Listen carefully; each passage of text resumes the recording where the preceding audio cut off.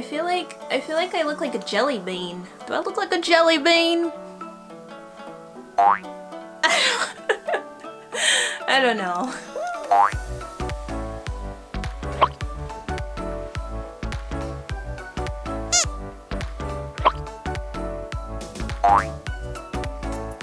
Hey y'all, and welcome back to the channel. My name is Brandy. I'm a graphic designer and a health coach. And today we are going to be talking about my unpopular vegan opinions. So let's go. Ooh, I'm in trouble now.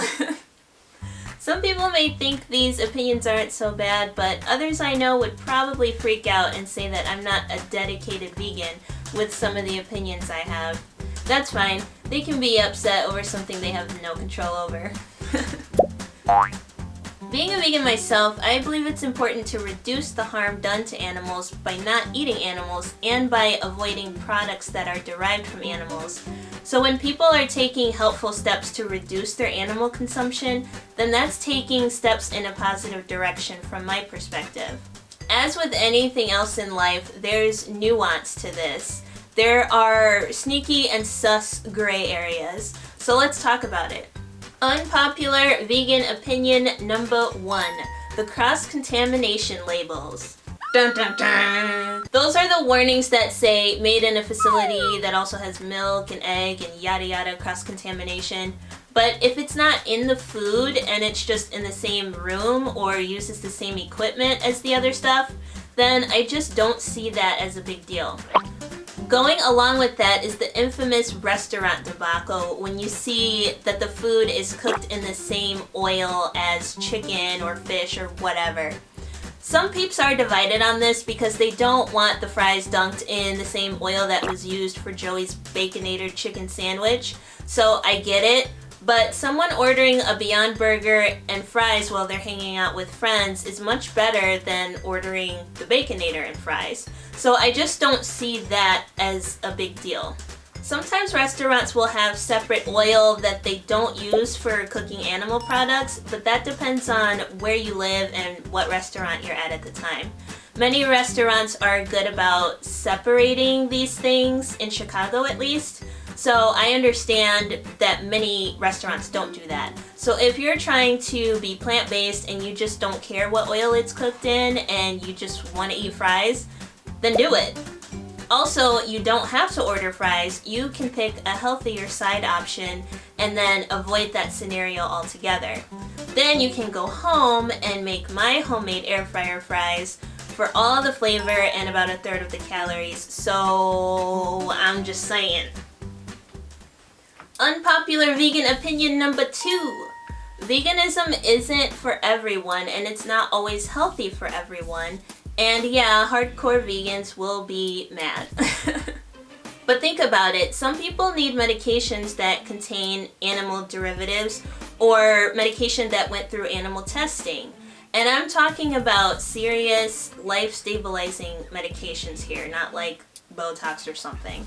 Some people have underlying gut issues that make it hard to digest plant protein and plant fibers. Starving yourself and eliminating too many foods at once will make things worse. So do whatever you can to sustain your body in the healthiest way possible.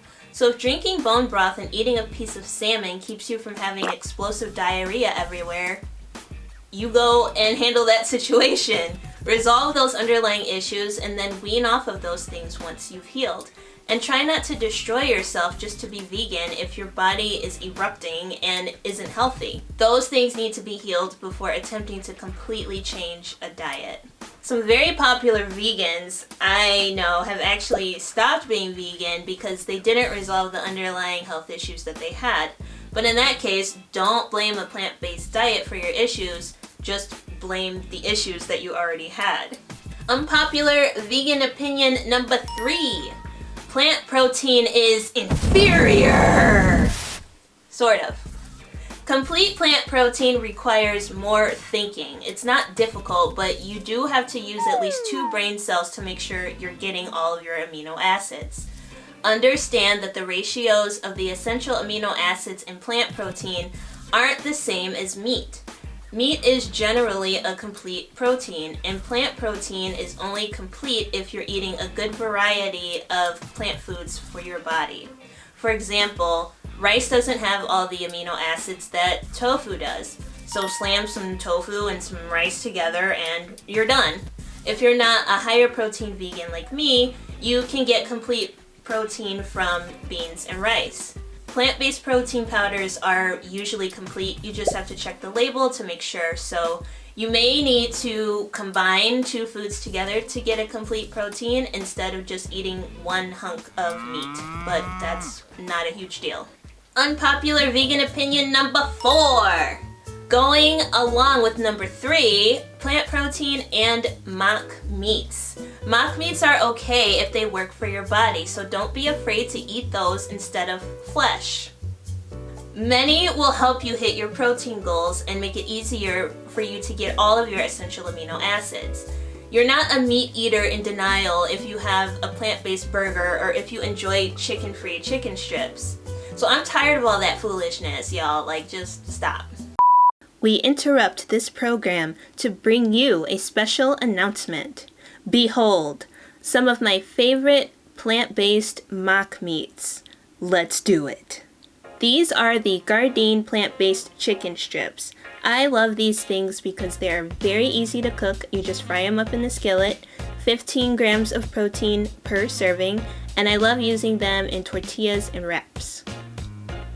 This is Sweet Earth brand benevolent bacon. This stuff is so good for all of my breakfast sandwiches. I also use it when I'm making hash browns and tofu in the morning. 4 grams of protein per slice. Of course, I've got my Old Faithful Beyond Burgers. These are great if you're cooking them on the stovetop in a skillet, or they're also really good on the grill. I just buy a big bag of them, I keep them in the freezer, and they last a very long time. 20 grams of protein per patty in these. I also like these Alpha brand crispy chicken patties. These I actually made in a video a while ago when I did my air fryer fries. One of my potatoes is my love language videos, and I also will swap those out with a Boca chicken patty sometimes. Pretty much the same macros on them, but very good. Now the same company that makes the bacon, they make these Mindful chicken strips. Now I just found these recently at Whole Foods and they're very good when I use them in my deconstructed vegan sushi bowls. This plant-based tuna by Good Catch is the bomb. It's definitely the best vegan tuna I've tried. I love putting a 0-calorie dressing on it and making tuna toasties with it. These Tofurkey brand plant-based deli slices are really good. I use them when I'm in a hurry and I need something quick to eat for lunch. I'll just make a quick vegan sandwich. Lots of protein in these as well. And although it's not a mock meat, I do sometimes use Just Egg products. I don't use them very often because I prefer to just use tofu for a lot of my egg replacement breakfast type of meals. But I will sometimes use the Just Egg. And although it's not a meat, I figured I'd just throw in a couple cheeses here. This is the vegan feta that is bomb that I use in my salads. This is the chow cheese that I use on my vegan sandwiches. Also very good, very creamy. The mozzarella shreds I'll use a little bit on my pasta or on my pizza. And of course the cream cheese I'll use on a bagel, or I'll use a little bit of the spread if I'm making a vegan sandwich and I'm not using the vegan cheese. These are just the bagels. They have 13 grams of protein in there, so when I make my breakfast sandwich, it is at least 25 grams of protein, which is perfect for me. And I figured I'd throw this yogurt in here. I usually add it on top of my protein pre-workout cream of rice. And now, back to the program. A lot of these things some vegans will use to make people feel badly for not being as vegan as they are, and I think that those people have some unresolved issues. At the end of the day, people are gonna eat what they want to eat, and it's their business. If someone is not 100% plant-based, but they want to get there, then just let them get there. Just like any other health journey, some people jump on the train right away. and others are riding the struggle bus for a while. It takes time and it takes patience. And remember, obnoxious vegans can make obnoxious meat eaters, and vice versa. So don't be either one, please. So that was just a quick video. Let me know what you think, and if you have opinions on my opinions, or if you have opinions of your own, put all the things in the comments down below. I want to know what you guys think. And thank you so much for watching this video. I appreciate all the new peeps who have subscribed to the channel over the past few weeks. I've been working on responding to all of your comments because many of you are actually going back and watching some of my older videos, and I has a special love for you. It's been fun engaging with you on Instagram and TikTok for all the shenanigans over there. So if you're not subscribed, then what you waiting for? Okay? Go and click that button and the bell, and then go do the thing on Instagram and TikTok, and I will see y'all in the next video. Thanks for watching. Bye!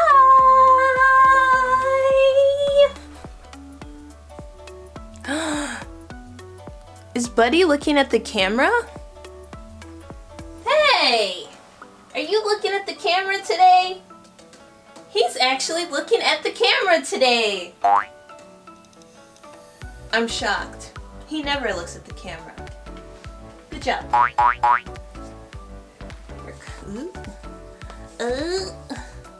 I got on more patoola today. I don't know why I put these colors together. I think that's why I feel like a jelly bean, is because I got the purple thing and I got the pink thing going on, and it's just a lot of Easter. I got Easter vibes happening right now. But jelly beans are year-round. Do I feel more like a peep?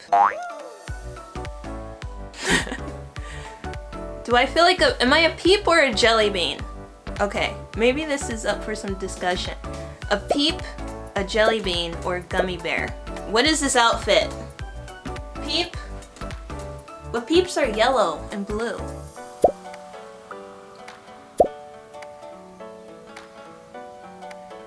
Peeps are purple too. Are there purple gummy bears? Okay, maybe that's why I said jelly bean, is because I know there are pink and purple jelly beans. Yes, it's a jelly bean. I look like a jelly bean. Alright. That's all. Bye!